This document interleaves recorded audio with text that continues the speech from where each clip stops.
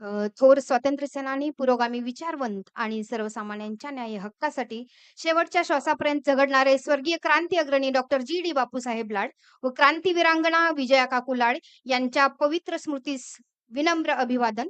खरोखरच मान्यवर पाहुण्यांची ओळख करून देताना ज्या व्यक्तिमत्वात ज्ञानाची खोली, शब्दांचं तेज, विचारांची प्रखरता आणि समाजसेवेची ज्वाला हे सर्व एकत्र नाणतं, हे असं व्यक्तिमत्व म्हणजे आदरणीय श्री गणेश आत्माराम शिंदे. वक्तृत्व म्हणजे फक्त शब्दांचा प्रवास नाही, तो विचारांचा आणि मूल्यांचा वारसा असतो आणि हाच वारसा घेऊन चालणारी एक प्रभावी, तडफदार आणि अभ्यासू व्यक्ती आज आपल्या समोर आहे. सरांचा शैक्षणिक व प्रशासकीय प्रवास पाहूया. सरांचं शिक्षण MPA इन HR, पद राज्य शासनाच्या कृषी परिषदेचे ते संचालक. कर्तृत्वाला माप नसतं आणि सेवेला सीमा नसते, हे वाक्य श्री शिंदे यांच्या कारकिर्दीस अगदी अचूक लागू पडतं. सरांचे उल्लेखनीय कार्य 2016 ते 2018 या कालावधीत त्यांनी national institute of post harvest टेक्नॉलॉजीमध्ये मुख्य सल्लागार म्हणून महत्त्वपूर्ण योगदान दिलं. राज्यभर सहकार क्षेत्राला नवसंजीवनी देणाऱ्या अटल महापणन विकास अभियानाचे ते मुख्य व्याख्याते. यशदा पुणे येथील संसाधन व्यक्ती असून 2008 साली दिल्लीतील अणुचर्चा चर्चासत्रात महाराष्ट्राचे प्रतिनिधित्व करण्याचा मान त्यांनी मिळवला. तसेच इंडियन इंटरनॅशनल सेंटर दिल्ली येथे IAS अधिकाऱ्यांच्या प्रशिक्षणासाठी त्यांनी प्रशिक्षक म्हणून काम केलं. त्यांची माध्यमातील लोकप्रियता, जे बोलतात ते प्रभावी, जे बोलतात ते प्रभावी आणि जे सांगतात ते मनाला भिडणारच, आणि अशा प्रभावी शैलीमुळेच झी टॉकीजवरील गजर कीर्तनाचा मालिकेतील संत ज्ञानेश्वर, छत्रपती शिवाजी महाराज, छत्रपती संभाजी महाराज आणि श्रीकृष्ण यांच्या चरित्रकथा राज्यभर गाजल्या. झी टॉकीजवर मे 2023 मध्ये सादर झालेल्या श्री रामराज्य कथेला राज्यभरातूनच नव्हे तर सबंध देशभरातून प्रतिसाद मिळाला. महाराष्ट्र राज्याचे राज्यपाल यांच्याकडून नुकतीच अहमदनगरच्या महात्मा फुले कृषी विद्यापीठाच्या मॅनेजिंग काउन्सिल सदस्यपदी सरांची नियुक्ती, तसेच झी टॉकीज कडून युवा कीर्तनकार म्हणून त्यांचा विशेष गौरव करण्यात आला. साहित्य निर्मितीकडे एक आपण दृष्टिक्षेप टाकूया. सरांचं ललित पुस्तक सुख हे अगदी अतिउच्च स्थानाला पोहोचले.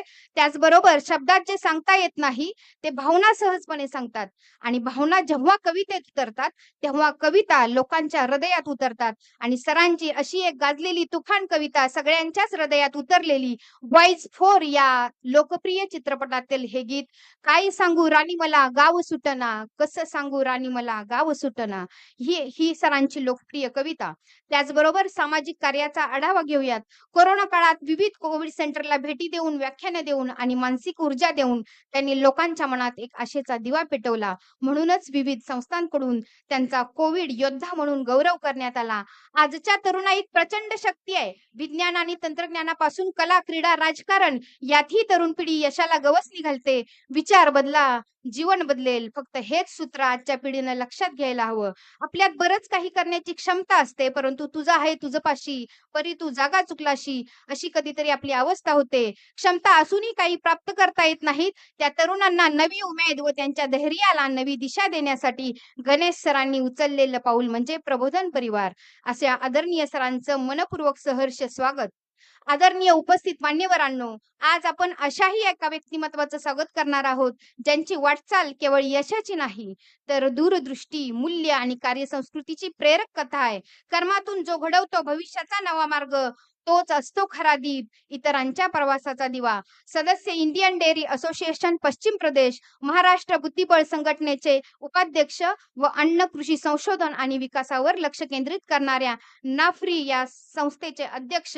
एक हात व्यवसायासाठी आणि एक हात समाजासाठी अशा द्विप्रवाहात वाहणारं शांत जल म्हणजे आदरणीय गिरीश चितळे सर.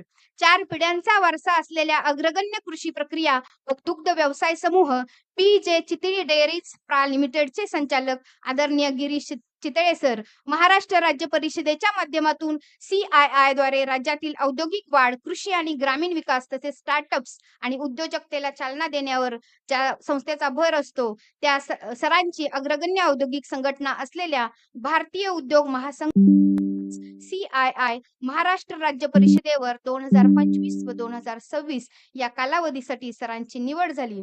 यश त्यांच्या पावलांपाशी, विचार त्यांच्या शब्दांपाशी आणि प्रेरणा त्यांच्या कार्यांपाशी अशा असामान्य, बहुगुणी, बहुआयामी व्यक्तिमत्वांचं या कुंडलनगरीमध्ये मनपूर्वक सहर्ष स्वागत करते व त्यांच्या पुढील वाटचालीसाठी